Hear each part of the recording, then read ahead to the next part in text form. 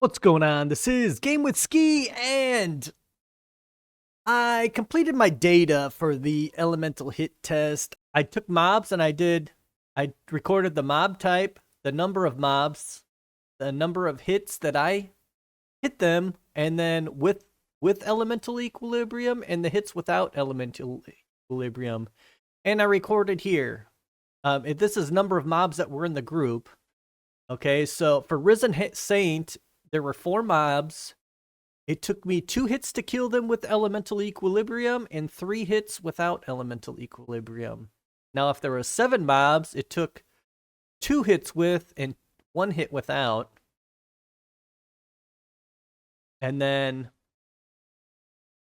on this set of, it was 1 hit with and 3 hits without. And the 9 mobs, it was 1 hit, which elemental equilibrium shouldn't really matter, but maybe it just got lucky with these 2 hits where it was just 1 hit, and here it was 2 hits. So I don't know about that. Let's see more. So if we scroll to the right here a little more, the Reliquarian mob. I tried to get more data of this one. This is probably the best data that I have. For single target, you could definitely tell that with elemental equilibrium is a lot better. 16 hits with elemental equilibrium, and it took 23 hits without. 17 hits, 22, 16, 25. So that's very conclusive that if it's just 1 mob, it's a lot better. Now, with 2, we have 7 and 9, and then with 2, we have 9 and 9. So, right here, it shows that it could be a little bit more effective, but it could just be, I didn't get a lot of data samples. I played for like 2 hours. Probably 3 hours of getting the data, and then I had to go over and look at the data for another 3 hours, so I simply just I wasn't willing to continue collecting the data. It's just not worth it for a game this old, actually, you know? Maybe for Path of Exile 2, I'll collect more data, but for this, it's not. All right, let's go more. Let's check out Desperate Souls. So far, it is weighing in on it's better to have elemental equilibrium, especially for bosses. And right now, looks there's no negative to not having it. So that's what I'm seeing so far in the data. Desperate Souls, all right.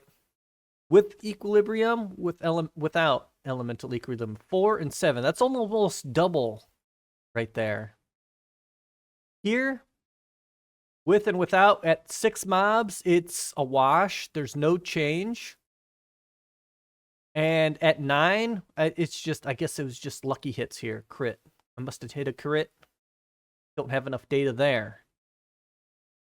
And I'd like to have more data with like 2, but I just wasn't getting it here. And let's see these living memorials. I barely got any data on that. It's just hard to get these guys. And then I had a lot of data with these gleaming saints. So at 6, it was with elemental equilibrium is 1 shot, and with elemental equilibrium or with was 1. So that must have just been a lucky hit, lucky crit. 3. At 7, I have 3 and 3. And at 7 here, I have 2 and 3. 3 and 2. Here is where this is the only one so far where it has without elemental equilibrium being better. So that's the only data point I have there. So out of all the data that I collected, I've only had that one where it was better to not have elemental equilibrium. So I'm going to say that elemental equilibrium does work even with Ancestral Call. So that's what I'm going to go with on this. And for the rest of the video, I will show you the slow motion video that I went through.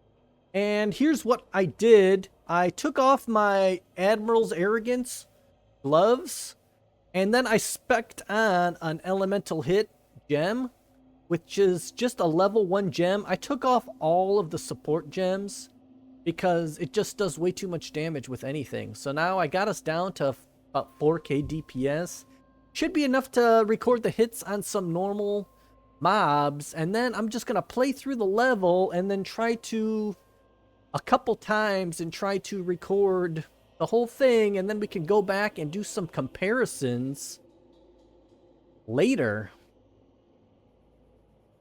Now let's see what else I did. I also unspec'd my rage here, and then I did spec into elemental equilibrium, and we're gonna see how it works.